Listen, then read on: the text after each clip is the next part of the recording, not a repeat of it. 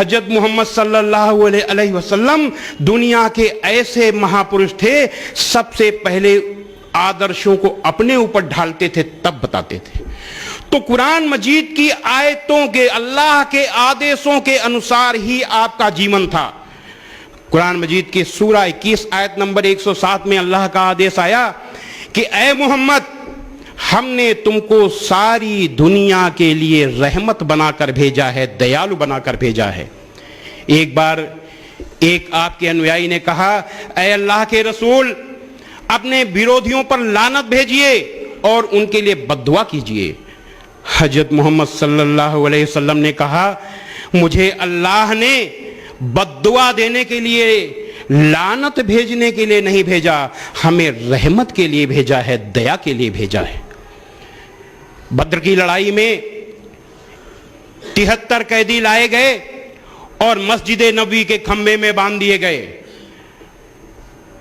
बंधन कस के बांध दिए गए। एक आपके अनुयायी देर रात में उठे, उन्होंने देखा कि हजरत मोहम्मद सल्लल्लाहु अलैहि वसल्लम मस्जिद नबी में बड़ी बेचैनी से टहल रहे हैं। उन्होंने कहा कि ए अल्लाह के रसूल, आपने आराम नहीं फरमाया।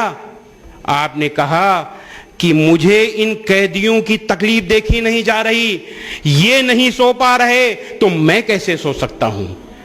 ऐसे थे रहमत, ऐसी थी रहमत आपकी, ऐसे दयालु थे हजरत मोहम्मद सल्लल्लाहु अलैहि वसल्लम। ये दयालुता का नमूना जो दुश्मन को भी तकलीफ सहन नहीं कर सकता हो, वो इंसान दुनिया में ऐसा कोई इंसान नहीं था हजरत मोहम्मद सल्लल्लाहु अलैहि वसल्लम के सिवा। कुरान मजीद की सूरा 7 आयत नंबर 199 में अल्लाह का हुक्म है कि ए मोहम्मद, माफी का तरीका अपनाओ और भलाई का हुक्म देते रहो और अज्ञानियों से किनारा कर लो। हजरत मोहम्मद सल्लल्लाहु अलैहि वसल्लम एक ही शब्द जानते थे, माफी, माफी और माफी, इसके अलावा कुछ नहीं जानते थे। और पूरी जिंदगी भलाई का उपदेश देते रहे, अपने साथियों को भलाई करवाते रहे और अज्ञानियों से किनारा कर लिया। मैंने क्या कहा कि मक्का के अज्ञानियों से आप किनारा करके मदीना चले गए, अज्ञानियों से भी किनारा कर लिया। अबू सुफियान, आपके खिलाफ जितनी लड़ाइयां हुई, अबू सुफियान उसका सेनापति रहते थे।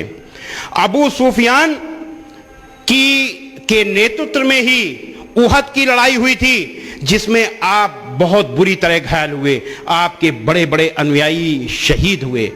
इसके बाद भी फतेह मक्का के दिन आपने कहा कि अबू सुफियान को माफी और अबू सुफियान के घर में जो दाखिल हो जाए उसे भी माफी, जो अपने घर के दरवाजे बंद कर ले उसे माफी और जो इबादत गाह में दाखिल हो जाए उसे भी माफी। यानी किसी न किसी बहाने सबको माफी देने का बहाना चाहिए था हजरत मोहम्मद सल्लल्लाहु अलैहि वसल्लम को। और उस मक्का में माफी दिया जहां पर कदम कदम में पर आपके लिए रोड़े बिछाए गए, क्या क्या नहीं किया गया, उस मक्का के एक एक इंसान को आपने माफ कर दिया। ऐसे थे हजरत मोहम्मद सल्लल्लाहु अलैहि वसल्लम। लेकिन हर साल हर जगह सीरत के जलसे होते हैं, मुझको भी बुलाया जाता है, तो मैं एक ही बात कहता हूं कि मैं बोल रहा हूं, सीरत पर मैं बोल रहा हूं, मुझे अपने दिल पर हाथ रखना चाहिए कि हजरत मोहम्मद सल्लल्लाहु अलैहि वसल्लम के जिन आदर्शों को, जिस आचरण को मैं बता रहा हूं, क्या मैं उसका पालन करता हूं।